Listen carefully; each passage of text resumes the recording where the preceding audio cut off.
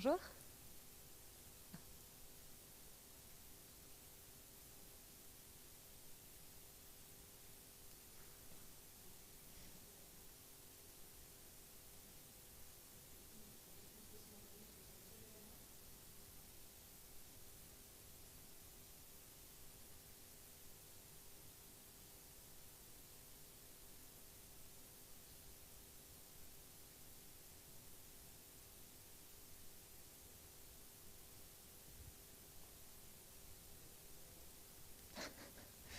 Je vous passe le micro. J'ai ma cousine qui fait des études de journaliste pour passer à la télévision. Ouais, oui, c'est courageux.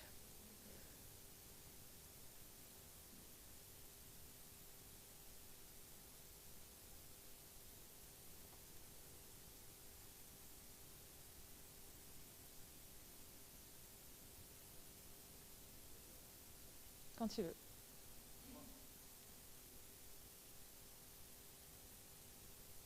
Bonjour, merci pour votre patience. Donc c'est avec beaucoup d'émotion et de joie qu'on vous accueille aujourd'hui dans la bibliothèque du musée Joseph Deschlettes pour la première conférence organisée dans un cadre un peu particulier, dans un contexte un peu particulier, en lien avec la dernière exposition temporaire du musée, Jean Puy, Ambroise Vollard, Un fauve et son marchand, exposition qui devait ouvrir le 16 décembre, mais que nous n'avons pas pu ouvrir, comme vous le savez. Dans ce contexte, nous avons quand même décidé de maintenir la programmation des conférences, du cycle de conférences prévu tout au long de l'exposition. Et c'est avec beaucoup de joie que j'accueille au musée Ulrich Kasper, docteur en histoire de l'art, spécialisé en art moderne et en art contemporain, et qui aujourd'hui va nous parler de l'art au début du XXe siècle. Il va nous parler de Jean Puy et qui va remettre Jean Puy dans le contexte de ce bouillonnement artistique du début du XXe siècle. Avec vous, Ulrich Kasper, pendant 1 heure, nous allons naviguer avant le XXe siècle, au niveau des impressionnismes, un peu plus loin jusqu'à l'abstraction. Et nous allons, sans perdre Jean Puy de vue, évoquer des artistes comme Monet, Cézanne, Gauguin, des compagnons de Jean Puy, Matisse, Derain.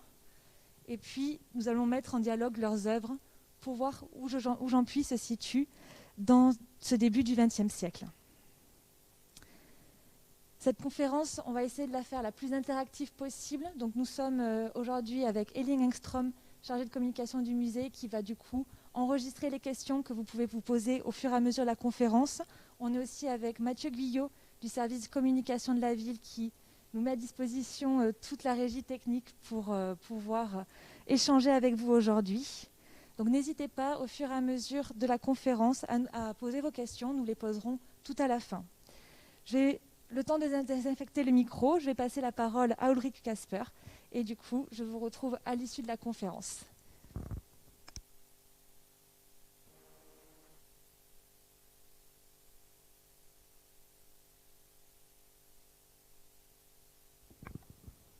Bonjour, j'ai eu le droit de retirer mon masque pour cette conférence sur Jean Puy, les origines de l'art au XXe siècle.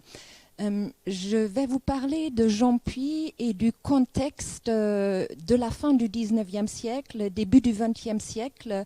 Et c'est une période extrêmement créative où il y a énormément d'échanges entre les artistes et des influences, à la fois des influences des artistes impressionnistes, néo-impressionnistes vers les artistes du fauvisme et du post-impressionnisme. Et Jean Puy est un artiste qui marque vraiment ce seuil du 19e vers le 20e siècle et donc de la figuration vers l'abstraction.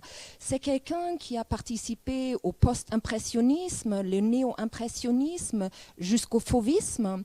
Bien que son art est resté assez traditionnel, il est moins extrême dans son application des couleurs que Matisse, par exemple, mais ça reste un artiste extrêmement important pour les débuts du XXe siècle.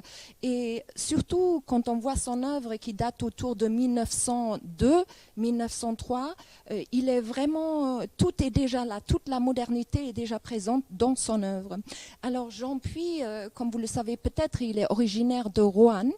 Il est né en en 1876 et il arrive à Paris et à Paris, il va fréquenter l'Académie Jullien. Il va aussi travailler avec Eugène Carrière et c'est dans ces endroits-là qu'il va rencontrer les artistes, les futurs artistes fauves, c'est-à-dire André Derain, Albert Marquet et notamment Henri Matisse. Et donc, il se lie d'amitié avec eux et donc il y aura une influence mutuelle qui sera vraiment importante. J'introduis avec cet autoportrait et tête de plâtre, car c'est extrêmement intéressant. C'est un tableau où tout est déjà présent et toute la modernité est déjà présente, car en fait, on voit dans cette peinture que il y a comme une inversion entre fond et figure. C'est-à-dire que vous voyez cet autoportrait de Jean Puy à l'arrière-plan, dans un cadre qui est probablement un miroir dans lequel il se reflète. Et au premier plan, on voit une tête de plâtre. Et on dirait qu'en fait, il est lui-même la figure de son tableau. Il se met à l'arrière-plan et au premier plan, nous avons la décoration. Et c'est très intéressant parce qu'en inversant figure et fond, il procède à une sorte d'aplatissement de la peinture. Et donc là, c'est vraiment tout le début de l'abstraction qui va naître autour de 1902, avec vraiment déjà la source du fauvisme, on peut dire en quelque sorte. Alors là, je passe à Gauguin. Pourquoi? Parce que Gauguin est un artiste du post-impressionnisme et c'est un artiste qui a notamment travaillé avec des artistes en Bretagne, dans un petit village qu'on nomme Pont-Aven, et où se sont retrouvés aussi les artistes Nabi. Et je pense qu'il y a déjà une influence de Gauguin sur Jean Puy, que vous voyez très clairement dans cette composition de Gauguin, autoportrait au Christ jaune. Pourquoi? Parce que Gauguin, il avait enseigné aux artistes de se détacher de l'imitation de la nature, c'est-à-dire jusqu'au 19e siècle, l'artiste cherche à imiter la nature. Et là, Gauguin, il leur autorise ou même il les pousse à se détacher de l'objet représenté, de l'imitation de la nature. Il les pousse aussi à exagérer les couleurs, à exagérer les formes et à intensifier l'expression, intensifier la sensation. Et au même temps, on constate aussi que dans l'art de Gauguin, il y a une sorte de retour vers une rêverie, vers quelque chose de sacré, vers une certaine religion qui n'était pas présente dans la peinture impressionniste. Et alors, quand vous regardez le tableau de Gauguin, vous voyez qu'il y a un vrai parallélisme entre le Christ à l'arrière-plan et Gauguin au premier plan. D'où l'idée d'une identification, c'est-à-dire est-ce que l'artiste fera un sacrifice, se sacrifiera pour la société, mais en même temps, il subit des influences nombreuses, comme vous voyez à l'arrière-plan, une tête peut-être un peu primitive qui l'aurait inspiré. Donc en fait, tout est déjà là, aussi dans cette égalité entre figure et fond, c'est-à-dire le regard du spectateur circule vraiment pleinement à la surface. Et notamment, là, on passe vraiment de ce mouvement post-impressionniste vers quelque chose qu'on appelle le synthétisme. Gauguin, il entend par synthétisme une image qui est complètement unie par une sensation très forte, c'est-à-dire que la juxtaposition des couleurs pures fait qu'il y a une sensation extrême, quelque chose de très intense pour le spectateur. Alors, je passe à l'autoportrait à la barbe de Jean Puy. Comme vous voyez, Jean Puy a aussi été influencé par le néo-impressionnisme. Le néo-impressionnisme est très différent de l'impressionnisme, il est nettement moins spontané, moins improvisé. Tout le contraire, il cherche une approche scientifique à l'art et donc à la technique, au geste de l'artiste. J'ai mis cette phrase en dessous, chaque touche est une sensation, est une touche concrète. C'est une phrase qui vient justement des artistes néo-impressionnistes. Vous avez à la fois Georges Seurat, Paul Signac, qui seront d'une grande influence sur Jean Puy. Pourquoi? Parce que vous voyez ici, tout le tableau est divisé, il est décomposé en petites touches de pinceau. Ça veut dire que le geste de l'artiste est devenu autonome de l'objet représenté. On peut à la fois avoir la tête, l'autoportrait de Jean Puy, et à la fois, chaque touche est juste une couleur, indépendamment de ce qui est représenté. Donc il n'y a pas de contour, hein. Le contour est complètement effacé, on a une image floutée parce que cette décomposition donne quelque chose de vibratoire. Et ce qui est tout à fait intéressant, que les artistes du néo-impressionnisme, comme par la suite les artistes du fauvisme, étaient quasiment tous des anarchistes, et ils considéraient que cette idée de l'autonomie de la touche était aussi l'idée de l'autonomie de l'être, l'autonomie de la personne, où on a cette conception que, oui, c'est presque un message social qui est en train de se passer par cette peinture-là. Un autre aspect important que nous voyons là, c'est que la peinture, elle nous semble inachevée. Alors, est-ce qu'il ne l'aurait pas fini, ou est-ce que c'est l'intention de l'artiste de la laisser dans cette ouverture-là? Et dans cette ouverture-là, on a à la fois l'idée d'un portrait, mais à la fois, on voit juste une peinture. Et donc, on peut faire deux lectures, une lecture représentative, mais aussi une lecture abstraite, parce qu'on ne peut pas oublier que c'est une peinture. Et c'est quelque chose de très important qui est nettement affirmé ici par le geste de Puy. Alors, lorsque je continue la prochaine diapositive avec Georges Seurat, la scène à Courbevoie, que vous voyez là, qui est d'ailleurs du provenance du musée Van Gogh. Ça nous dit long aussi sur l'influence des artistes. Georges Seurat, c'est vraiment l'artiste qui a fondé le néo-impressionnisme en 1883. Il a été suivi par Paul Signac, qui était un ami très proche et très inspiré par Georges Seurat. L'idée du néo-impressionnisme était vraiment de donner une approche scientifique à l'impressionnisme. L'impressionnisme, c'est l'étude de la lumière. Désormais, on ne cherche pas à construire un espace d'après la perspective, mais juste à partir de la couleur et à partir de la lumière. Et c'était cela l'intention de l'impressionnisme.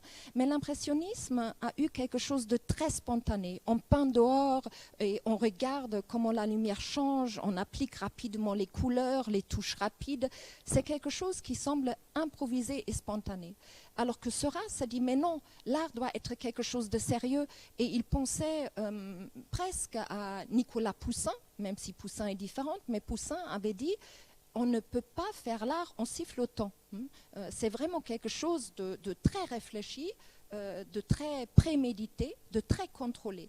Et Georges Seurat veut revenir à une tradition historique, à une tradition de l'histoire de l'art. Il dira même, je retourne vers la Renaissance italienne, Leonardo da Vinci, Raphaël, parce que je construis mon tableau de façon scientifique. Seulement, il ne va pas le construire d'après l'espace, mais d'après la lumière, c'est-à-dire les phénomènes optiques. Et le phénomène optique, c'est ici justement les multiples touches qui reflètent le mouvement de la lumière et donc ce changement permanent de notre atmosphère, de notre entourage. Et alors, vous savez peut-être que Georges Seurat, malheureusement, il est mort très jeune, seulement à 31 ans. Et son ami Paul Signac, il était vraiment complètement effondré de la mort de Seurat.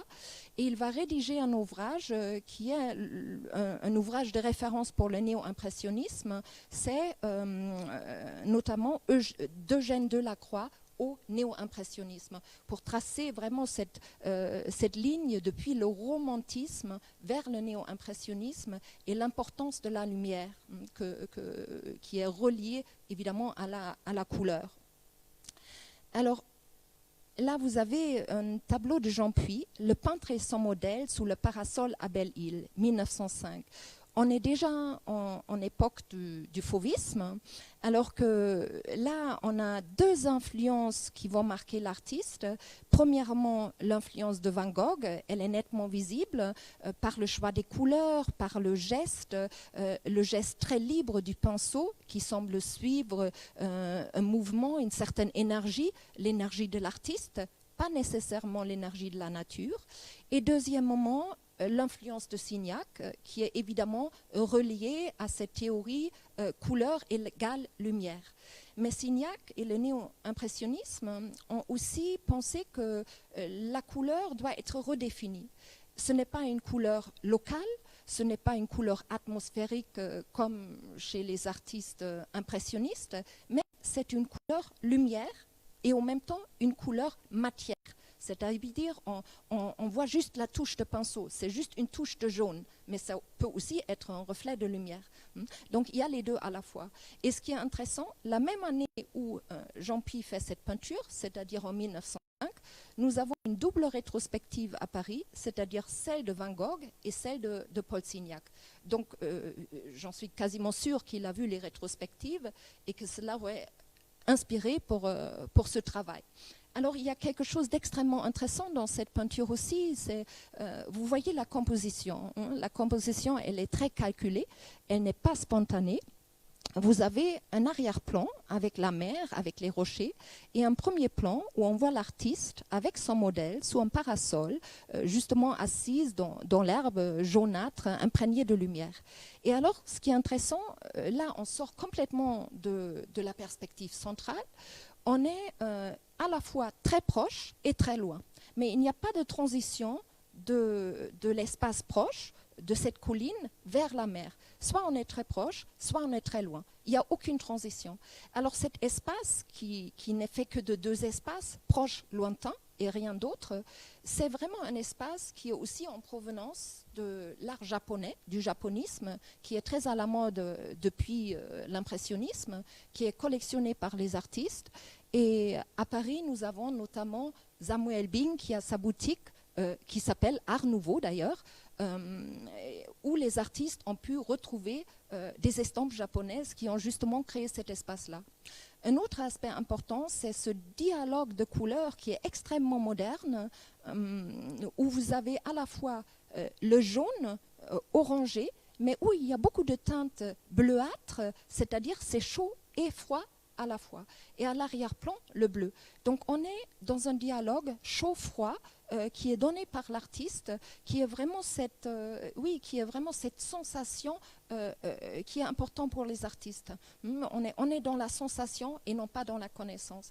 Et c'est un point important parce que jusqu'à la fin du 19e siècle, on est quand même toujours dans l'idée, la peinture est définie par l'histoire, par la religion, par la mythologie. Et là, les artistes ont vraiment débarrassé la peinture de ces références-là pour entrer dans cette idée d'une sensation pure. C'est juste un ressenti. Et comme c'est juste un ressenti, ben, tout le monde peut profiter de la peinture. On n'a pas besoin d'une connaissance pour comprendre cette peinture. C'est une peinture extrêmement ouverte et extrêmement accueillante, justement à cause de cette idée d'une sensation. Alors, on peut comparer cette peinture de Jean-Pi à Paul Signac et aux femmes au puits, ou les Provençales, jeunes Provençales, qui datent de 1892. Alors, il faut savoir que Paul Signac était ami avec Jean-Pi, ils se sont connus, ils ont peint ensemble et ils ont été ensemble à Belle-Île, à Saint-Tropez. Et non seulement ils ont fait de la peinture ensemble, et ils ont aussi navigué ensemble, car Jean-Pi, il aimait la voile, il aimait faire du bateau. Et donc, ils partageaient justement cet amour de la mer, l'amour de la lumière du sud, de cette lumière très intense qui imbibe tout, qui rend presque aveugle et qui est extrêmement très forte, n'est-ce pas? Et qui va inciter beaucoup d'artistes au début du siècle à éclaircir leur palette. Alors si vous vous rendez dans un musée classique, que ce soit maintenant à Paris par exemple le Louvre, et ensuite vous passez au musée d'Orsay, vous voyez, vous passez de l'obscurité à la lumière, hein, c'est quelque chose de très marquant. Alors pour cette peinture de Paul Signac, qui est une peinture du néo-impressionnisme, vous voyez, on a justement cette théorie que l'artiste va abandonner le mélange des couleurs sur la palette, comme c'est traditionnellement le cas jusqu'à l'impressionnisme, et au lieu de mélanger ces peintures directement sur la palette, les couleurs sont appliquées pures, c'est-à-dire une touche de jaune, une touche de rouge, une touche de bleu, et les couleurs vont se mélanger dans l'œil du spectateur. Et là, on parle de mélange optique, ce qui est complètement différent. Et vous voyez évidemment que l'application de la peinture est extrêmement systématique, c'est-à-dire on a un divisionnisme, un pointillisme. Chaque touche est appliquée individuellement, juxtaposée avec une autre couleur, et nous la percevons comme un vert, alors qu'en réalité, c'est du bleu et du jaune. Donc c'est un assemblage de couleurs qui fait qu'on voit autre chose juste sur notre rétine. Ce qui fait que l'artiste doit constamment penser au spectateur. Donc, spectateur est vraiment directement introduit dans ce genre de peinture. En même temps, l'artiste ici, je vous ai dit, avec le néo-impressionnisme, on est vraiment dans une recherche scientifique. Et l'artiste fait référence à un ouvrage d'un scientifique qui est Eugène Chevreul. Alors, Eugène Chevreul est un chimiste. Il travaille à la manufacture des Gobelins. Et c'est à lui qu'on avait demandé à enquêter sur comment teinter les tapis et quelles couleurs trouver et tout cela. Et à un moment, il se décide donc de rédiger un ouvrage sur les couleurs et le phénomène optique des couleurs. Et donc, il a développé cette théorie des couleurs sur le contraste simultané des couleurs. Et donc, cette théorie, elle deviendra vraiment la référence pour les artistes du néo-impressionnisme. Et avant de vous montrer un peu le cercle chromatique de Chevreul, je vous demande aussi de regarder en fait comment le tableau semble être dessiné alors qu'il n'est fait que de couleurs. Il semble être extrêmement précis, alors que c'est juste des touches de couleurs sans aucune ligne, mais la ligne apparaît par la juxtaposition des teintes. Donc c'est très élaboré, on dirait presque une sorte de mosaïque ou une sorte de tapisserie. Alors, en regardant le cercle chromatique de Chevreul, qui présente justement la loi du contraste simultané des couleurs, qui a été rédigée en 1839, c'est une théorie qui a déjà été importante pour Eugène Delacroix. Et Eugène Delacroix est un des premiers artistes qui vraiment prête extrêmement attention à la couleur, à la juxtaposition des couleurs, et a créé un espace à partir de la couleur. Si vous regardez le cercle chromatique, vous voyez justement qu'on trouve face au vert, on trouve du rouge, face au bleu, on trouve l'orange, soit face au jaune, on trouve le violet, et Eugène Chevreul a déterminé si j'assemble ces couleurs-là dans une peinture, ça crée un équilibre dans ma rétine, ça crée un équilibre dans mon œil, ça s'harmonise automatiquement. Donc c'est un phénomène optique, physiologique, propre dans la rétine du spectateur. Et les artistes, en connaissance de cause, ont appliqué cette théorie-là. Même Jean Puy, comme vous le voyez là, Lamaque à Saint-Alban, de 1904, qui peut déjà être considéré comme une peinture qui ouvre le fauvisme, alors que le fauvisme commence réellement en 1905. Alors qu'avec ce hamac à Saint-Alban, on a quelque chose de très étonnant. D'abord, on a une vision presque impressionniste. C'est une peinture qui a l'air très spontanée à cause de l'attitude des femmes. Il y a une femme dans l'hamac, elle fait un geste de détente. Une autre femme qui semble la bercer dans l'hamac, qu'on voit de dos. Et là déjà, on peut se dire, mais qu'est-ce que c'est comme peinture? Est-ce que c'est une peinture de paysage? Est-ce que c'est une peinture de portrait? Mais rien n'est clair, c'est un peu confus, un peu flou pour le spectateur. Alors que lorsque je regarde la composition, ce qui saute à l'œil, c'est vraiment les taches vertes et les taches rouges. Et on sent que l'artiste a vraiment suivi à la fois l'enseignement de Gauguin et l'enseignement de Signac, il a intensifié les couleurs et il les a appliquées en aplat, telles que les branches de verdure de l'arbre qu'on voit dans la partie supérieure ne semblent que du vert, on ne pense même pas aux feuilles, ça semble juste être du vert. Et le hamac, avec les bandes rouges ou la robe rouge, semble se réduire presque à la couleur et on ne pense déjà plus à la robe de la femme. Donc il y a presque un détachement de la couleur de son sujet. Il y a une sorte de séparation entre sujet et couleur, et la couleur devient plus forte, plus importante que le sujet qu'elle est en train de peindre. Et là, on est dans le contraste simultané des couleurs, et ça donne quelque chose de très vivant à l'œil et de très agréable à regarder. Et on peut considérer que Jean Puy s'est peut-être inspiré de Claude Monet. Claude Monet, célèbre artiste impressionniste, qui a voulu en 1866 reprendre le déjeuner sur l'herbe d'Édouard Manet et le regarder différemment, en se concentrant à l'idée des couleurs lumière. Et alors, je vous donne juste un détail, un fragment de ce tableau de grand format. C'est un tableau qui a été abîmé et suite à ça, tranché en deux parties. La partie que je vous montre, c'est deux femmes qui se promènent. À la fois, on les voit que de dos. Probablement Camille Dancieux, la femme de Claude Monet. À l'arrière-plan, un homme élégant, on dirait des personnes qui viennent de la ville, qui vont à la campagne. Et la personne au fond, c'est probablement Basile, un autre artiste impressionniste. Et non seulement le fait qu'on regarde les personnes de dos était choquant pour les gens à l'époque, un peu comme l'avait fait Jean Puy, mais aussi regarder l'application des couleurs. On est dans une peinture qui semble être très spontanée, presque esquissée, rapidement. Et l'artiste met tout l'appui sur le vert et sur le rouge. Et la ceinture, comme la jupe de la femme de gauche, semble complètement effacée par la couleur rouge qui n'est qu'une plage de couleurs. Il semble presque détruire la robe et mettre tout l'accent sur une plage de couleurs. Et cette plage de couleurs contraste avec le vert des branches d'arbres et de la pelouse, qui est un vert très intense. Et justement, Claude Monet dit aussi, lorsqu'un artiste fait une peinture à l'extérieur, au lieu de penser feuilles, arbres, branches, il doit penser vert, jaune, rouge, il doit penser en termes de couleurs. Et donc c'est exactement cette leçon-là que Jean Puy a repris à l'impressionnisme.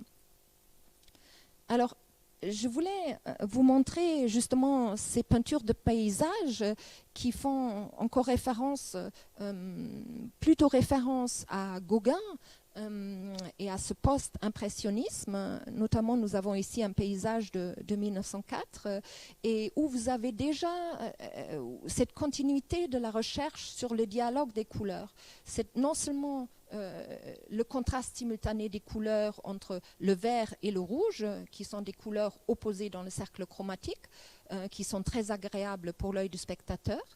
Mais non seulement cela, aussi l'idée de construire un tableau, non pas avec la perspective, avec des lignes de fuite, avec une idée d'illusion de profondeur, mais juste créer un tableau à partir de dialogues de couleurs. Et il entasse des champs de couleurs. On a un champ de rouge, un champ de vert, un champ de beige, un champ d'orange. Et en assemblant ces champs de couleurs, on arrive à une peinture. Donc on peut construire une peinture juste à partir de la couleur. Et donc ce qui est intéressant, c'est qu'il travaille par couches, par superposition de couches, un peu comme dans la nature, on trouve des couches de terre qui se superposent comme un géologue en fait, comme un géologue de la peinture.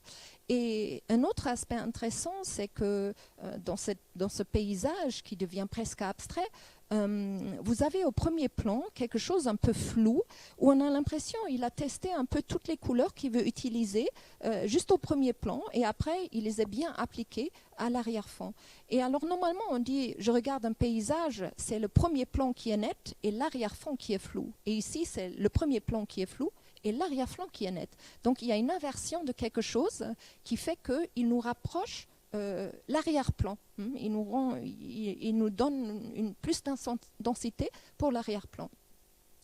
évidemment, on peut s'imaginer que il a bien regardé le travail de Gauguin, encore une fois, car en 1903, nous avons aussi eu une rétrospective de Paul Gauguin à Paris. Et d'ailleurs, cette rétrospective a été accrochée par Henri Matisse, qui est aussi un grand fan du travail de Gauguin. Et en fait, dans ce tableau, Le gardien des ports, en Bretagne, vous avez un paysage qui est extrêmement dense, extrêmement concentré. Premièrement, vous voyez comment l'artiste, il travaille non avec des petites touches comme les impressionnistes, mais avec des traits beaucoup plus allongés, beaucoup plus appliqués. Et on a une densité, presque une corporalité de la peinture, qui donne quelque chose de stable, quelque chose de solide, presque d'architectural. Hein. Déjà, on a du mal à distinguer les ports, le garçon et le paysage. Tout est mis au même plan. Hein.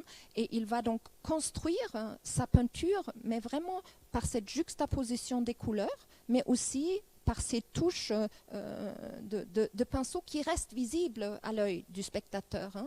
Donc on peut vraiment reconstruire à partir de l'œil, à partir de notre regard, cette peinture-là.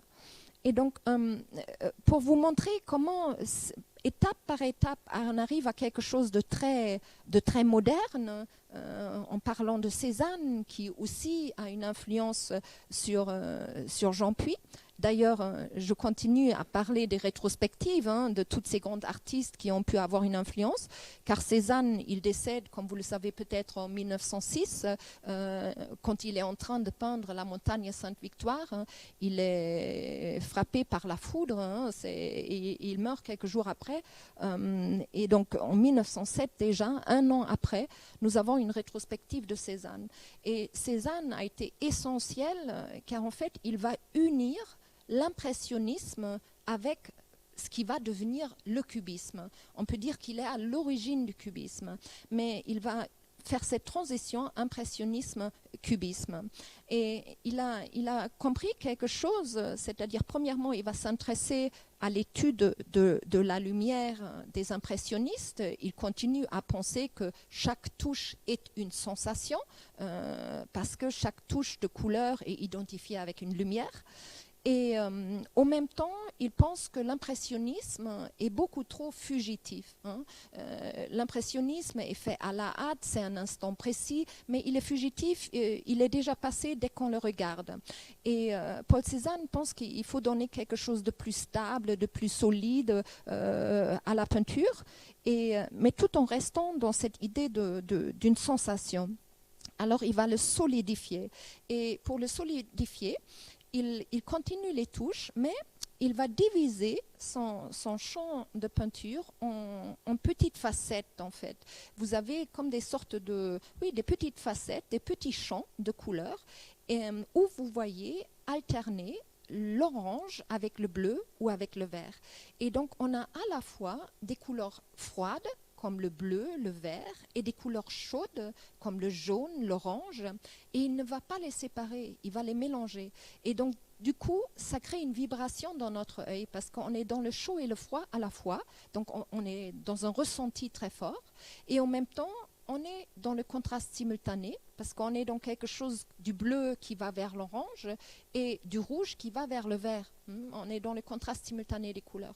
Et alors, sa peinture peut paraître spontanée parce qu'elle a l'air d'être vite faite, mais elle est extrêmement calculée par rapport au choix des couleurs et la volonté de ne pas fusionner les couleurs dans l'œil, justement pour que ce ne soit pas fugitif, mais ça reste quelque chose de stable. Et donc là, la montagne Sainte-Victoire, vous savez, il en a fait une quinzaine de tableaux. Et donc ça montre que c'est vraiment une longue recherche pour arriver justement à ce résultat-là. Et avec cette montagne Sainte-Victoire, il fait exactement ce qu'on avait vu avec Jean Puy, c'est-à-dire il travaille par strates. Il connaît la terre, il connaît le paysage, et lorsqu'on parle de couches de terre, des couches de pierre, on parle de couches de peinture en même temps. Hein, et cette idée de construire par couches permet aussi de solidifier toute son image. Ça donne cette intensité. Alors, on peut voir comment on passe maintenant de cette post-impressionnisme, néo-impressionnisme, vers ce qui va devenir le fauvisme. Et vous avez notamment André Derain, qui est un grand ami à Jean Puy. Ils se sont bien connus, ils se sont peut-être rencontrés chez Eugène Carrière. Ils vont avoir le même marchand qui est Ambroise Vollard, qui représente tous ces artistes qui se trouvent sur le seuil du 19e vers le 20e siècle. Et alors André Derain a bien introduit le fauvisme aussi. C'est un artiste qui a travaillé dans la banlieue parisienne, à Chatou. Et ici, vous avez une représentation de la Seine, donc simplement la rivière. Et on est dans quelque chose qui paraît extrêmement sauvage. Mais vous avez une peinture de paysage. C'est intéressant parce que tous ces artistes, ils ont choisi des sujets extrêmement classiques, hein, peinture de paysage, portrait, nature morte. Car en fait, c'est avec ces peintures très académiques qu'on peut révolutionner la peinture en donnant d'autres couleurs, d'autres gestes. Et maintenant, on a l'idée que la couleur, elle est autonome de ce qui est représenté. Elle n'est plus une couleur locale. L'herbe n'est plus verte, le ciel n'est plus bleu, mais il peut être de toutes les couleurs parce que c'est une couleur expressive. C'est la couleur qui vient de la psychologie de l'artiste, de son émotion, de son vécu. Et donc, ce n'est pas une couleur perçue, mais une couleur vécue.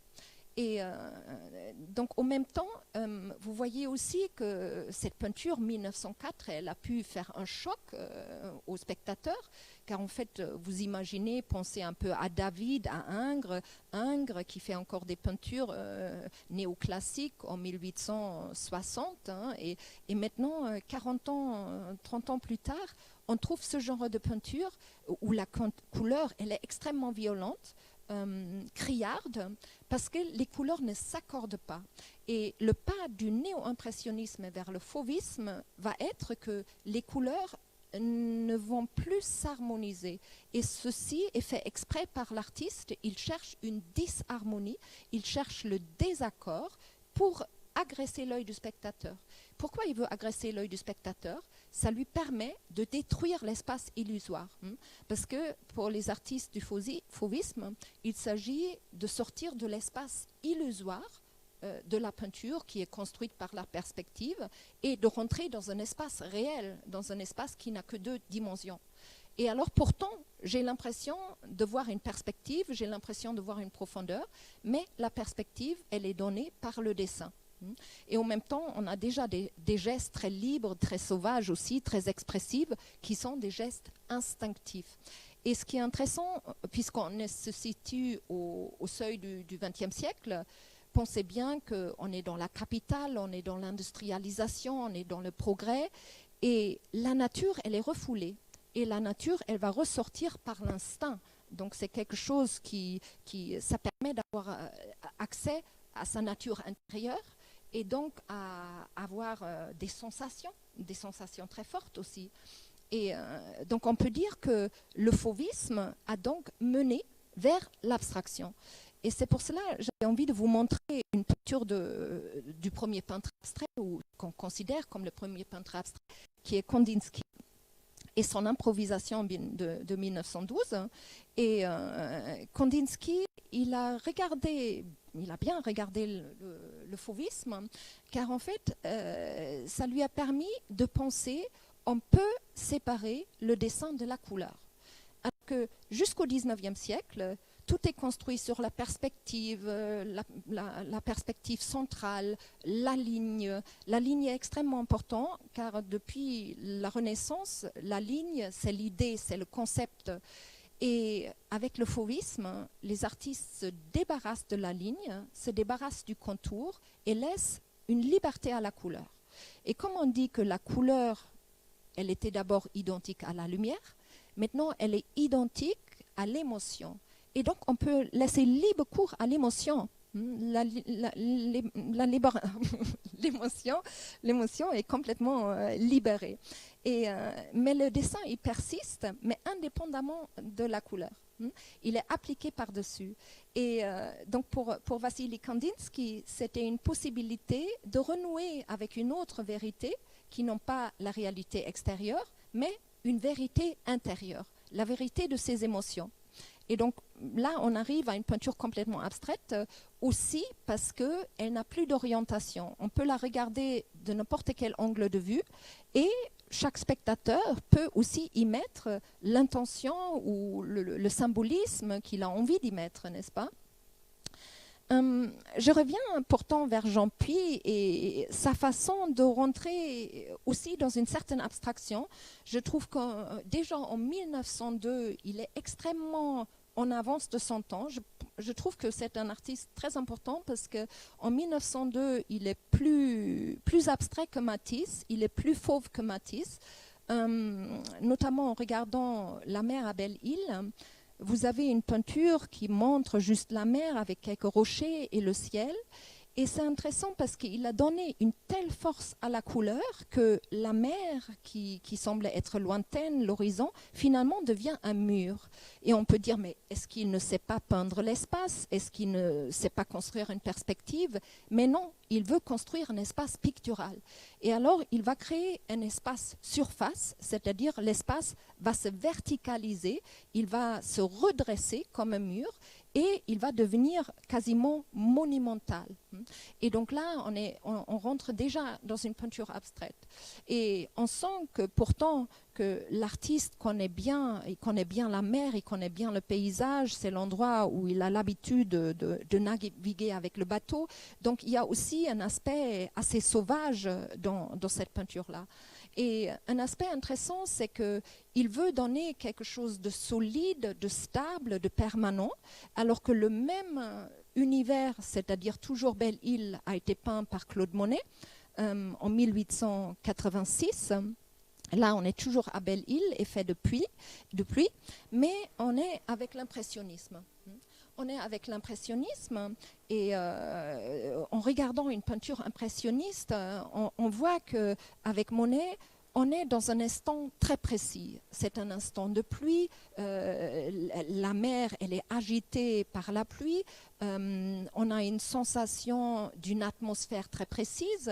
D'ailleurs, Monet dira « je ne peins pas l'objet, je pense qu'il y a entre moi et l'objet ». Entre moi et la nature, c'est-à-dire l'atmosphère. Et donc, c'est quelque chose d'immatériel. Et d'un coup, la peinture paraît spontanée, instable, agitée. Il n'y a rien de solide, tout reste fugitif. Alors que Claude Puy a voulu solidifier, donner une stabilité, quelque chose de tout à fait concret. Par contre, ce qu'ils vont partager, les artistes de l'impressionnisme avec les futurs artistes fauves, c'est l'idée de ne pas avoir de centre dans la peinture. Le regard du spectateur va toujours circuler sur toute la surface et il ne va pas nécessairement s'arrêter à un point précis. Donc la composition, c'est toujours une composition plus large, plus ouverte, plus universelle, telle que le regard du spectateur n'est plus à un point de vue unique. Le regard circule. C'est comme si le spectateur se déplaçait. Et c'est quelque chose qu'on peut justement voir dans le travail que Jean Puy fait aussi lorsqu'il est en Bretagne dans les années 1910. Vous avez justement cette crique. Lorsque vous regardez cette crique, on a un regard on dirait quelqu'un qui se promène un peu dans les hauteurs, qui regarde vers le bas, vers l'Atlantique, vers la mer. Et la composition pourrait être spontanée, une esquisse, un achevé. Mais en regardant précisément, on comprend que c'est une peinture très calculée et très préméditée. Même si les touches semblent être vite faites et très ouvertes et des espaces laissés en réserve, regardez d'abord comment il trace la partie inférieure avec le jaune, avec le vert, juste quelques touches qui nous indiquent que nous sommes un peu dans la nature, en hauteur. Après, nous avons un regard immédiat qui plonge vers la mer, donc on est à la fois nouveau, très proche et très lointain. on a un peu plus loin, est-ce que c'est une construction ou est-ce que c'est des rochers, quelque chose comme ça, on a un regard un peu lointain. Mais on est tout de suite ramené à la surface par l'arbre qui coupe la peinture du bas vers le haut. Donc en fait, cet arbre-là, il va toucher le bord du tableau, le cadre du bas et le cadre du haut. Et cet arbre-là, elle va empêcher que notre œil rentre dans l'espace illusoire. Donc on est tout de suite ramené à la surface. On aimerait se laisser emporter dans la profondeur, mais non, on revient à la surface à cause de cette branche d'arbre qui bloque notre regard. Et donc il a très bien réfléchi à ce qu'il voulait faire pour nous garder en proximité. Et puis finalement, garder la conscience, non, je ne suis pas dans un paysage, je suis dans une peinture. Et la peinture nous semble inachevée, car en fait, il garde de l'espace en réserve. On peut voir la toile nue, en quelque sorte, ce qui permet aussi de dire, ah tiens, en effet, c'est une peinture. Et en même temps, ça permet à la couleur de respirer et d'être dynamisée aussi par cette réserve de la toile. Je pense que c'est une peinture qui est très proche aussi de Cézanne, notamment si vous regardez la mer à l'Estaque. On a une composition assez similaire et cette technique de la coupe par une branche d'arbre est tout à fait propre à Cézanne. Vous savez que Cézanne, il aimait travailler au bord de la mer et il aimait travailler à l'Estaque, se mettre en hauteur et regarder la mer de loin. Lorsque vous regardez ici, premièrement, regardez la première bande tout en bas de la peinture, où on a l'impression, à nouveau, il essaye toute sa palette de couleurs, comme l'avait fait Jean Puy aussi dans son paysage. Donc on a toutes les couleurs qu'il va utiliser au premier plan, où le spectateur est placé. Ensuite, notre regard plonge dans la profondeur, il voit le village, il voit la mer. Et là déjà, on est à nouveau dans cette idée d'un dialogue entre les couleurs chaudes, froides, le jaune, l'orange qui dialogue avec le vert et le bleu. Et seulement là, par la suite, notre regard se redresse direct avec la mer. Et c'est tout à fait intéressant parce que regardez la mer, elle n'est pas lointaine, elle n'est pas profonde, c'est un mur. C'est un mur comme la peinture de Jean Puy, Belle Île. Et il est conscient de construire sa mer comme un mur. Il veut arrêter le regard. Et si vous jetez un coup d'œil plus rapide sur la toile, vous voyez en fait que la peinture, elle est faite juste par 3 bandes. La bande inférieure qui est là où il y a toute sa palette de couleurs.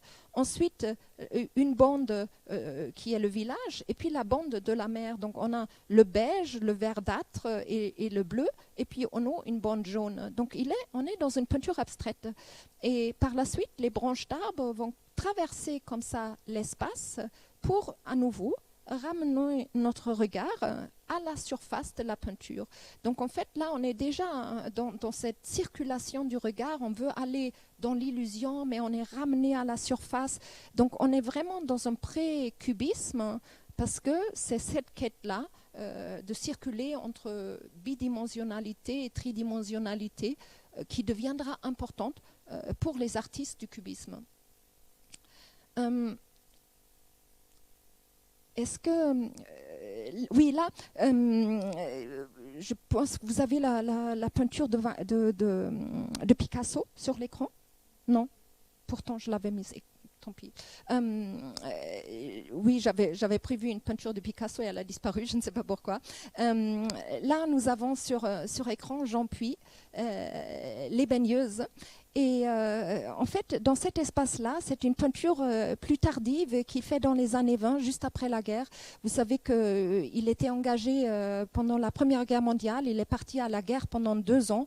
Il s'est engagé lui-même volontairement. Mais en revenant, alors il a eu vraiment une vision opposée. Et il trouvait ça horrible et il était choqué. Et suite à ça, en revenant à la peinture, il avait une espèce de joie de vivre, un besoin de nature et de sortir et de respirer qui était vraiment fantastique. Et sa peinture va devenir intimiste et on dirait une peinture traditionnelle alors que je trouve que ce n'est pas le cas. Là, avec les baigneuses, en fait, et vous avez une proximité avec les femmes. On a toujours le regard un peu comme si on était placé en hauteur. et notre regard descend vers les femmes, mais après, il se redresse tout de suite à la verticale avec la femme qu'on voit de dos, qui est nue, et hop, on remonte vers l'horizon. Et donc, on pourrait penser que c'est une peinture de paysage avec deux nus, mais la peinture n'est pas du tout traditionnelle parce qu'on est loin du nu classique, c'est juste des femmes nues quelconques, hein. On n'est pas dans l'idée de la nymphe ou de la muse, et en même temps, il va complètement effacer la ligne d'horizon, d'où la verticalité et la monumentalité de la peinture. Donc là, on reste quand même dans cet espace surface qui va être propre au cubisme. Et donc, ça me permet maintenant de venir vers ce que je voulais dire, c'est-à-dire ces parties presque cubistes dans le travail de Jean Puy. Par exemple, dans le portrait de sa femme qu'il fait en 1905, donc là, on est entré dans ce combat entre cubisme et fauvisme à cette époque-là. C'est d'ailleurs une peinture qui va être vendue à la collection Tchouchkine, ce fameux collectionneur russe qui est le premier à ouvrir un musée d'art moderne à Moscou en 1908, notamment avec des artistes comme Matisse, Jean Puy d'ailleurs, et aussi Derain. Alors là, la femme de Puy, vous regardez cette scène d'intérieur qui pourrait paraître extrêmement classique, et on a une grande proximité avec cette femme qui est en train de coudre. Elle fait son ouvrage avec une concentration, un peu comme dans les tableaux de Vermeer. Elle est complètement un avec son travail. Mais toute l'attention est mise sur sa robe. Et maintenant, je vous invite à vraiment regarder sa robe de plus près. C'est déjà intéressant parce qu'il donne un aspect monumental à la robe qui est en couleur gris. Et comme la robe elle est grise, on a l'impression de voir du marbre ou une sorte de sculpture. Et lorsqu'on s'attarde aux plis de la robe, on voit en fait que toutes les plis prennent une certaine géométrie. Ils prennent une certaine géométrie, et dans la partie inférieure droite, on voit une continuité depuis le sol jusqu'à la robe de cette femme-là, où il y a presque une fusion entre le sol et sa robe. Et à droite, lorsque vous regardez le sol juste à côté de la chaise, le sol est en continuité avec le mur qui se trouve à l'arrière-plan. On ne voit pas la transition. Et l'artiste, il fait ici un pas vers le cubisme, car en fait, il va aplatir l'image en effaçant la séparation entre le sol et le mur. L'image se redresse à la verticale, et en même temps, avec la robe très monumentale de cette femme, on est dans une tridimensionnalité. Donc en fait, on est constamment dans un va-et-vient entre ces deux espaces-là. Et c'est exactement ça qui va devenir le cubisme que nous connaissons de Picasso. Et donc, Jean Puy, il a eu vraiment en 1902-1905 toutes les sources de la modernité, que ce soit fauvisme ou cubisme, les recherches sur la lumière, les recherches sur l'espace, l'autonomie du geste. Et là, on se retrouve avec la Pétronie, hein, n'est-ce pas ? Qui est aussi une peinture tout à fait importante, car elle s'inscrit dans le mouvement du fauvisme, ou pré-fauvisme en quelque sorte. Car regardez ce portrait de la femme. On a l'impression que les gestes sont sauvages, agressifs, il n'y a aucun détail, il n'y a aucune nuance, il n'y a aucune grâce, n'est-ce pas ? Les gestes semblent être très rapides, un peu bruts, les couleurs sont mélangées, ils sont un peu salis. Il ne fait pas du tout attention si c'est rouge ou bleu ou blanc, tout est mélangé. Et le spectateur, en 1902, aurait pu se choquer un peu de la saleté de la toile. D'ailleurs, c'est ce qui était dit par la critique. Alors que les artistes, ici on est dans un pré-fauvisme, cherchaient ce côté sauvage, ce côté instinctif. Pourquoi ? Pour se débarrasser d'une peinture académique, d'une peinture qui faisait référence vraiment à la tradition de l'histoire de l'art. Maintenant, on a d'autres références des artistes. Ils cherchent le primitif, justement, par exemple, dans l'art africain, dans l'art océanien. À partir de Gauguin, qui a fait son voyage à Tahiti, les premiers objets ethniques vont circuler en France. et donc les artistes s'en inspirent. Et on s'inspire également de l'art populaire. Et donc d'où ici ce désir de sortir de la civilisation, de l'académie, et de moderniser par le geste, par la touche et par cette simplicité de l'art, de la peinture.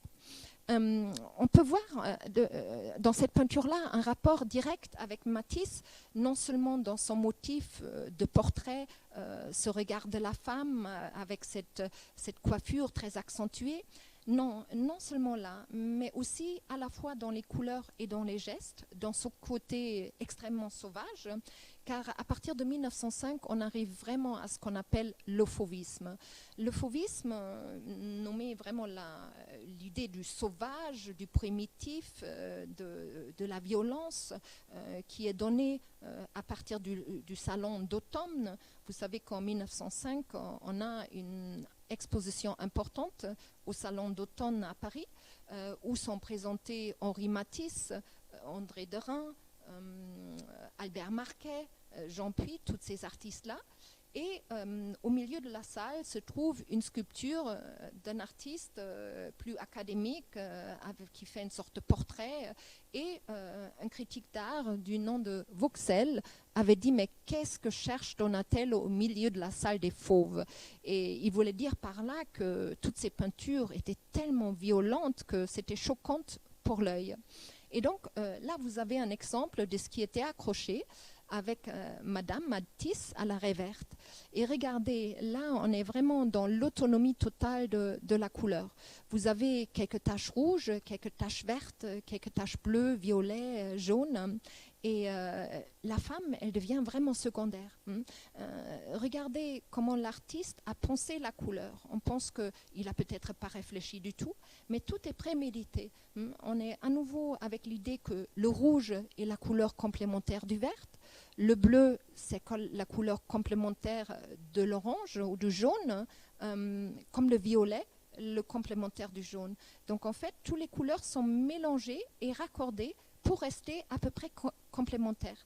Et donc notre regard va chercher automatiquement la couleur qui lui correspond. Lorsque je regarde du bleu, j'ai besoin de voir du rouge. Lorsque je regarde du bleu, j'ai besoin de voir de l'orange. Lorsque je regarde du vert, j'ai besoin de voir du rouge, parce que c'est la couleur complémentaire. Et notre rétine a ce besoin, vraiment ce besoin tout à fait naturel, physiologique. Et donc, là, Matisse, il avait développé des nouvelles théories de la couleur. Il dit, je fais chanter mes couleurs toutes ensemble. Et il dit que la quantité de la couleur, c'est sa qualité. Donc, parce que si je mets autant de vert, j'ai besoin autant de rouge pour l'équilibrer. C'est comme une recette de cuisine, en fait. Quand je mets tant de sucre, j'ai besoin de tant de farine. Dans la peinture, c'est pareil, pour harmoniser, équilibrer les couleurs. Ce qui va nous mener justement vers cette très célèbre peinture qui a fait scandale. D'ailleurs, les deux peintures, et la peinture de la raie verte comme la femme au chapeau fleuri, ont été achetées par la famille Stein. C'est Ambroise Vollard qui les vend d'abord à Léo et Gertrude Stein.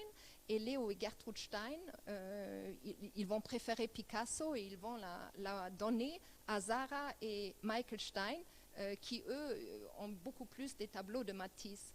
Et en prime, puisqu'ils vont prendre ces tableaux-là, Ambroise Vollard leur donne un tableau de Jean Puy en prime. Il vient d'acquérir en 1905, je pense, 200 tableaux, n'est-ce pas, de Jean Puy. Et il va donner des tableaux de Jean Puy en prime aux gens qui vont acheter Matisse. Et donc là, la femme au chapeau fleuri, elle fait vraiment scandale. Elle est considérée comme étant grotesque, car en fait, vous imaginez bien en 1905 ce portrait de la femme où toutes les couleurs semblent salies, n'est-ce pas? Le visage, regardez le visage de plus près, on sent aussi l'influence de Toulouse-Lautrec, c'est-à-dire le visage est un peu verdâtre, les cheveux rougeâtres, mais elle semble vraiment maladif en quelque sorte. Mais ce qui est intéressant ici, que l'artiste, évidemment, il ne cherche pas à imiter la femme, il cherche à représenter l'émotion et sa propre émotion qui est présente. D'où ces teintes qui ne vont pas s'accorder, qui vont toujours agresser l'œil du spectateur. Et alors, il y a des critiques qui lui ont demandé à Matisse, mais comment était habillée votre femme ou la femme lorsque vous l'avez peint? Et il dit, mais évidemment, tout en noir avec un chapeau noir. Donc, toutes les couleurs étaient vraiment des couleurs imaginées par l'artiste. Je voulais vous montrer quand même des œuvres plus tardives de Jean Puy pour voir en quoi il se distingue d'autres artistes, mais en quoi il a quand même toujours un rapport avec la modernité. Ici, on est en 1950, donc après ou pendant la Deuxième Guerre mondiale, Jean Puy est retourné à Roanne, il s'est installé à Roanne. Sa sœur l'avait invité de venir le rejoindre et il fait des peintures plutôt intimistes où on trouve beaucoup de portraits de femmes et toujours à la lecture. La lecture, elle est omniprésente dans son travail. Il faut savoir qu'il a un frère qui est poète, écrivain, Michel Puy, n'est-ce pas, qui a publié un catalogue sur lui d'ailleurs, et qu'il a certainement aussi créé cet univers de la lecture. Alors je trouve tout à fait intéressant, en 1950, on est déjà à l'expressionnisme abstrait ou nouveau réalisme, on est vraiment dans l'abstraction. Et alors, Jean Puy reste fidèle à cette peinture-là, qu'on appelle une peinture décorative, tout en pensant que la peinture décorative, telle qu'elle a été nommée par Henri Matisse en 1915-1917, Matisse a toujours entendu par peinture décorative, peinture abstraite, ou une peinture qui s'oriente vers l'abstraction. Et Jean Puy, en peignant cette femme sur le canapé, on sent vraiment la présence de l'odalisque, on sent Matisse, je dirais même, on sent Eugène Delacroix. Pourquoi? Parce qu'il y a ce travail premièrement presque oriental, ce travail sur les matières, sur les tissus, et c'est quelque chose de très intéressant. Regardez à la fois le papier peint à l'arrière-plan, la couverture rouge rosé, le coussin jaune. Il y a plein de couleurs différentes, c'est très bariolé. On dirait comment toutes ces couleurs différentes peuvent s'accorder. Et pourtant, ça fait un tableau, c'est assez incroyable. Et il joue ici sur les matières, sur les textures, les tissus, les papiers peints. Et ça me fait presque penser à Vermeer, car si vous regardez de plus près Vermeer, vous voyez qu'il a toujours une toile de tissu à l'arrière-fond. Et il met un parallèle entre la peinture et les tissus, parce que la toile aussi est un tissu. Et donc, je pense en ce sens-là, la peinture, elle reste abstraite ou elle est abstraite. Car en fait, il y a le papier peint qui est la métaphore de la toile. Elle est bidimensionnelle, comme le tissu qui est sur le canapé, le tissu rouge. Donc, toute cette notion de tissu et papier peint nous renvoie vers une peinture abstraite. Évidemment, on peut faire le parallèle ici avec l'odalisque à la culotte grise de Matisse. Vous savez que Matisse, il avait voyagé vers l'Afrique du Nord, Tunis, le Maroc, et il s'en était beaucoup inspiré de la lumière, des tissus, des matières. Et c'est là qu'il avait développé cette peinture décorative. Et regardez comment la femme, elle est placée dans cet univers de tissus, vert, rouge, de toutes les couleurs. Et on sent qu'en l'imbriquant dans ces différentes nappes, dans ces différents tissus, il va aplatir l'image et il va la fondre dans le décor. Elle va faire partie du décor. Et Jean Puy avait fait exactement cette même chose, de cette idée de fondre la figure complètement dans le décor pour qu'elle soit absorbée. Et donc, on n'a plus de différenciation entre figure et fond. Et vous voyez déjà, là on est avec Matisse, on est en 25, avec Jean Puy on était en 1950, mais déjà en 1902, pour Jean Puy, cette idée de unité entre figure et fond était présente. Et ça, c'était vraiment la notion fondamentale pour arriver à une peinture abstraite, de ne pas faire de différenciation. Alors, je voulais quand même vous montrer aussi qu'il y a cette dimension primitive qui est omniprésente depuis qu'il a découvert le travail de Gauguin, car vous savez, quand Gauguin est parti à Tahiti en 1892 et il s'en était beaucoup inspiré de l'art océanien. et il le ramène à Paris. Les artistes en France le découvrent. C'est pour ça que je reviens vers les années 1904 de Jean Puy. Je pensais que c'était quand même un aspect important. Regardez ce modèle au repos. On a cette femme nue qui est assise sur cette chaise, qui regarde le spectateur tout droit. Et c'est une peinture extrêmement frontale, n'est-ce pas? On est hors de tout académisme. Cette femme-là, elle est très proche du spectateur. Le tissu derrière va nous rapprocher encore davantage. Elle semble être monumentale par sa position et aussi par la clarté des teintes de son corps. Et en même temps, dans son corps, vous voyez qu'il est censé être blanc. Vous voyez un peu de jaune, un peu de bleu, un peu de violet. Il y a toutes les couleurs qui sont dans la blancheur de son corps. Et ce qui rend cette peinture si monumentale, c'est sa pose. Regardez Ovieri de Gauguin, qui date de 1894, avec laquelle Gauguin avait fait révolution, car il est sorti du contrapposto. Dans l'académie, lorsqu'on enseignait le nu, il fallait que le nu prenne certaines poses pour être gracieux, pour avoir un certain sens du mouvement. Et lorsqu'il était placé tout droit à la verticale, il avait quelque chose de monumental. Et quand ça a quelque chose de monumental, c'est comme dans l'art primitif en fait.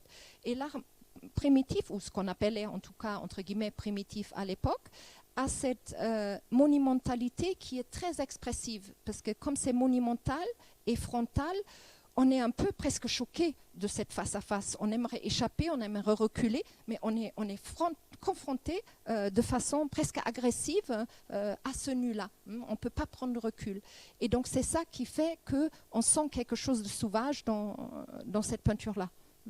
Et donc je finis avec deux, trois peintures pour vous montrer un peu comment, dans les années 20, Jean Puy est quand même rentré dans cette modernité-là. Il fait certes des peintures intimistes où on a beaucoup de femmes qui sont en train de lire dans un intérieur, toujours avec des tissus orientaux, exotiques. Mais les femmes sont extrêmement modernes dans leur attitude, dans leurs habits, dans leur pose. Et c'est très intéressant. Là, par exemple, tel qu'on regarde la femme, on est intime, on rentre dans son intimité. Elle ne semble pas être consciente de notre présence. Mais là, encore une fois, dans cette frontalité du regard, dans cette immédiateté du regard, il capte vraiment quelque chose de moderne, je trouve. Parce que c'est un regard qui ne peut pas échapper. On ne peut pas aller en douceur. Hein. C'est vraiment tout est là tout de suite. Et je pense que c'est ça qui fait la modernité de Jean Puy. Et peut-être, juste pour conclure, on peut voir qu'à la même époque, en 1920, vous avez un autre artiste fauve qui est Kees van Dongen, qui était très proche vraiment de la société du spectacle, de la bourgeoisie naissante, et qui a fait beaucoup de portraits de femmes extrêmement élégantes. Et on est à une époque où non seulement la peinture devient autonome, indépendante, c'est-à-dire la couleur est libérée, le geste est libéré, mais la femme aussi devient autonome, indépendante. Hein. Elle s'habille plus légèrement, elle peut montrer son corps, elle porte les cheveux courts et elle peut s'exprimer, elle a le droit à l'existence, elle devient autonome. Et ça se voit dans les peintures. Hein. Elles sont moins gênées, elles sont juste là, en fait. Et je pense que c'est intéressant de voir que, si je montre la dernière peinture de Jean Puy, qu'il a bien compris ça, cette modernité-là des années 20, qu'à la fois la peinture, la couleur, elle est libre, elle est joyeuse, elle dit ce qu'elle veut, et la femme aussi, les deux. Et je conclus avec cette peinture de la lecture et la jeune fille en bleu parce qu'elle me ramène vers la première peinture, à la fois vers Jean Puy et vers Gauguin, parce que vous avez cette femme qui est repliée sur la lecture, qui est penchée sur sa lecture, et à l'arrière-plan, vous avez un clin d'œil vers un tableau de Léonard de Vinci qui représente Jean-Baptiste, et Jean-Baptiste qui pointe le ciel et qui pointe pointe donc d'une certaine façon une peinture spirituelle. Et je trouve que ce n'est pas du tout anodin qu'un artiste met un autre artiste ou une grande œuvre dans une peinture et qu'il veut, dans cette circularité du regard, si vous regardez la jeune fille, sa lecture, le regard remonte en boucle vers Saint Jean, qui pointe le ciel, où on pense que, est-ce que Jean-Puy ne penserait pas que l'art a une dimension spirituelle qui vaut la peine d'être dite par la couleur. Voilà, je vous remercie pour votre écoute. Si vous avez des questions, n'hésitez pas.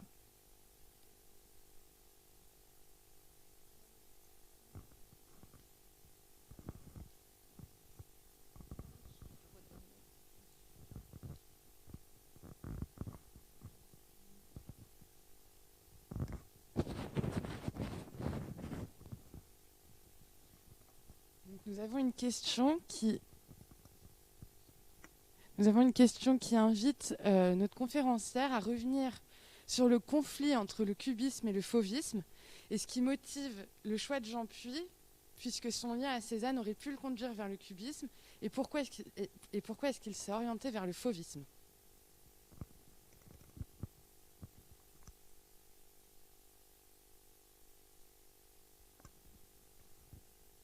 Oui, c'est une très bonne question parce que c'était la question pour beaucoup d'artistes au début du siècle de choisir entre Picasso et Matisse en quelque sorte. On a au début du XXe siècle vraiment cette séparation entre dessin et couleur. Matisse a choisi de trouver l'expression par la couleur. Picasso a choisi de s'exprimer par la ligne, par le dessin. Par la construction du tableau par le dessin. Je pense que Jean-Puy a choisi Matisse parce que dès le départ, il était passionné par la couleur et la lumière. Je pense que la lumière était très importante pour lui. On voit dès son première œuvre une recherche sur la lumière. Et comme pour exprimer la lumière, on a besoin de couleurs. Je pense que c'est ça qui l'a mené vers Matisse, cette intensité de la couleur, parce que c'était aussi un grand amoureux de la nature, et en observant la nature et le changement de lumière, le changement des couleurs des plantes, des arbres, des fleurs, je pense que tout ça a fait qu'il a fait le choix de la couleur. Alors que je pense que Picasso et le cubisme, c'est-à-dire la ligne Cézanne-Picasso, parce que ça c'est plus orienté vers le cubisme, est plus intéressé par quelque chose, une architecture du tableau, en fait, une architecture qui est comme un squelette, comme un échafaudage du tableau. Si on regarde les Demoiselles d'Avignon de Picasso, que j'ai perdu dans mon PowerPoint, quand on les regarde, on voit que c'est comme un échafaudage, quelque chose d'un peu plus agressif peut-être aussi, c'est plus sec peut-être aussi, je ne sais pas, mais je pense que tant qu'on cherche la lumière, la couleur semble évidente.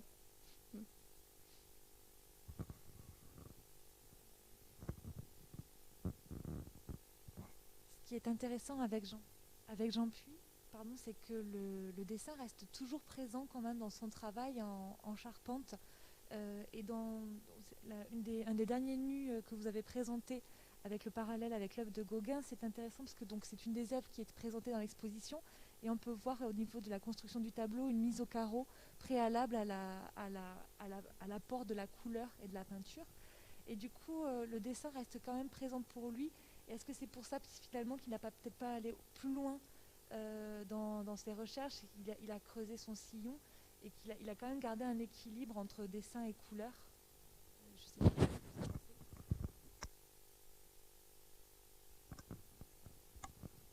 Je pense que c'est probablement juste. Je pense que c'est quelqu'un qui avait un profond besoin d'harmonie, je pense. C'est aussi pour ça qu'il n'était pas aussi excessif que, par exemple, Vlaminck ou Derain ou même Matisse, qui sont des fois extrêmement violente avec les couleurs. Regardez La femme à l'arrêt verte, c'est très violent. Alors il va toujours en douceur en fait. Et déjà à l'époque, ça a été vu par Vauxhall lorsqu'il critique le fauvisme et il parle dans un article, il parle de Jean-Puy, il dit « il est fauve mais modéré ». et ça lui plaît très bien en fait. Et Jean Puy, il cherche une harmonie dans la vie et dans la peinture. Il ne cherche pas à choquer, à rêver. Il suit son besoin intérieur en fait. Et en quelque sorte, il reste très fidèle à lui-même. Hein, et c'est ça qui fait que son art est un grand art en fait. Et aussi d'ailleurs, dans un article, j'ai pu lire de André Derain, qui disait que le plus important pour un artiste, c'est de se connaître soi-même. Et on peut seulement faire un bon tableau quand on se connaît profondément soi-même. Et je pense que Jean Puy, il se connaissait bien. Et il savait qu'il avait besoin de cet équilibre entre dessin, couleur, et que c'est fait qu'il est resté modéré, en fait. Hein. Ça donne une douceur à ses peintures aussi. Hein.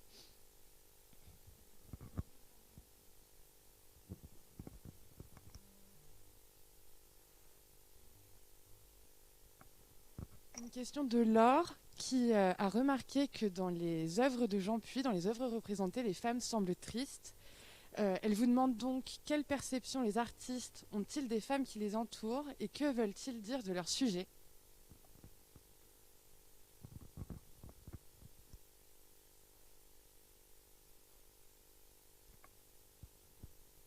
C'est une très bonne question. Une très bonne question. Alors pour Jean Puy, je pense pas que les femmes soient tristes, je pense qu'elles sont pensives. Je pense que ce sont des femmes intellectuelles et je trouve qu'ils donnent un aspect très positif de la femme parce que c'est des femmes qui semblent à la fois modernes vu leur habit, leur pose et du fait qu'elles lisent, parce que la grande différence entre Jean Puy et Van Dongen, qui était fauve aussi, que Van Dongen, il représente une femme très élégante, mais elle est juste là. Alors que Jean Puy représente une femme très élégante, mais elle est cultivée, elle est en train de lire, et il veut le montrer. Donc elle est très moderne et elle s'intéresse à la mode, elle veut être belle, mais en même temps elle est intelligente. Et donc je ne pense pas qu'elle soit triste, je pense qu'elle est pensive. Alors qu'il est vrai pour les autres artistes, comme par exemple Matisse que j'ai montré, on dirait presque c'est pas important que ce soit une femme, juste elle est là, il utilise le modèle et il s'en sert pour faire son art. C'est l'art qui est au centre pour Matisse.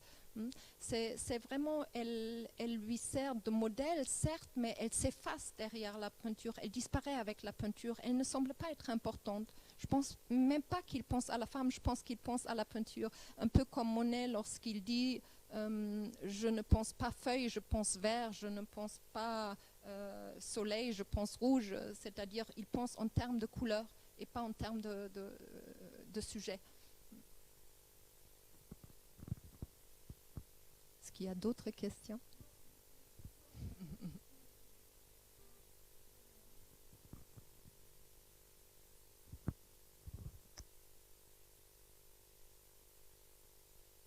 J'ai trouvé très intéressant une remarque sur la disharmonie, où justement vous avez expliqué à partir du cercle chromatique de Chevreul sur cette harmonie des couleurs, comment les fauves finalement vont chercher la disharmonie et à assembler ensemble des couleurs qui a priori n'ont rien à faire côte à côte. Et justement pour ces artistes, c'était toujours un jeu d'équilibriste et comment marcher sur ce fil de la qualité ou la quantité de couleurs que j'appose sur la toile et justement comment ne pas basculer dans le trop. Et ce trop ou cette agression, on peut la trouver chez d'autres artistes par la suite. Et voilà, justement sur cet équilibre entre harmonie et disharmonie.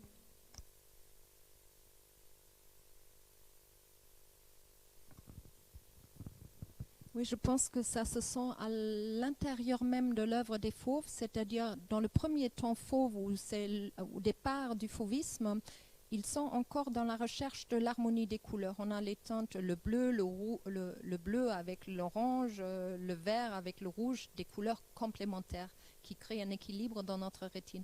Ensuite, ils vont les dissocier, ils vont faire exprès de les dissocier parce qu'ils ont peur qu'on tombe dans le sentimental, en fait. On entend souvent dire, les artistes du fauvisme, qu'ils veulent sortir du sentimentalisme, c'est-à-dire ils ne cherchent pas une peinture romantique devant laquelle on cherche un plaisir esthétique. ce n'est pas le plaisir esthétique du beau classique qui les intéresse, mais une émotion forte. Et l'émotion forte, elle est sauvage, elle est instinctive. Et ces besoins d'instinct, ça va de pair avec la naissance de la psychanalyse d'ailleurs. Hein. Et c'est aussi les artistes qui vont dire, une mauvaise émotion est aussi une émotion. On ne parle pas que des émotions positives.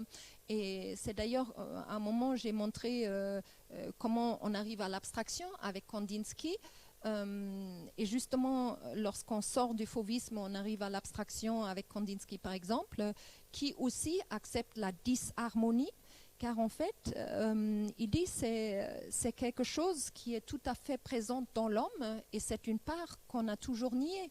On ne parle pas des mauvaises émotions, mais il faut aussi parler des mauvaises émotions. Donc il y a aussi une disharmonie. Et l'art, elle doit inclure ça, élargir sa palette en quelque sorte. Et c'est la même chose qui va se passer en musique en 1911 avec Arnold Schoenberg, qui crée justement la musique atonale et qui du coup fait la même chose, point et contrepoint. Et donc c'est juste un élargissement de la palette en quelque sorte, et il considère que ça donne beaucoup plus de possibilités et ça donne une autre dimension psychologique aussi pour le spectateur.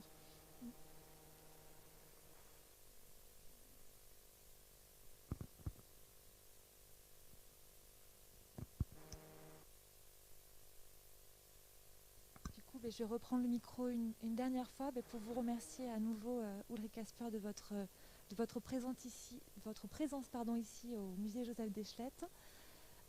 Voilà, donc pour finir cette conférence, je voulais vous apporter plusieurs informations. Donc, comme je disais au début, cette conférence est organisée dans le cadre de l'exposition Jean Puy Ambroise Vollard, Un fauve et son marchand, une exposition que nous organisons en partenariat avec le musée de Pont-Aven en Bretagne, et une exposition que nous avons jusqu'au 17 mai et que nous espérons ouvrir prochainement. C'est la première conférence organisée dans le cadre de cette exposition. Le mois prochain, en février, nous recevrons M. Éric Moinet, commissaire de l'exposition, pour une conférence autour de la céramique des fauves, toute la collaboration que les fauves ont nouée avec le céramiste et potier André Mété. Nous recevrons en mars Clara Roca, commissaire de l'exposition sur Ambroise Vollard, qui ouvrira au printemps au Petit Palais à Paris et qui viendra nous présenter Ambroise Vollard et tout l'apport que ce grand marchand a eu dans l'art du XXe siècle, à la fois en tant que marchand et aussi à la fois en tant qu'éditeur. Et enfin, Bruno Etier, directeur et conservateur du musée Joseph Deschlettes, nous présentera une conférence sur la tapisserie et les fauves. Voilà, comment les fauves se sont emparés de ce médium moins connu que la peinture, la céramique ou le dessin. L'exposition est fermée pour l'instant, mais nous espérons à partir du mois de février vous proposer des visites via Facebook, des visites virtuelles, donc on vous tiendra informé via les réseaux sociaux. Et cette conférence sera disponible en replay dès lundi pendant une semaine. Donc pour les personnes qui n'auraient pas pu la voir, ça sera l'occasion de pouvoir découvrir cette introduction que j'ai trouvée très intéressante et essentielle pour replacer Jean Puy dans le contexte du XXe siècle. Merci beaucoup et à très bientôt.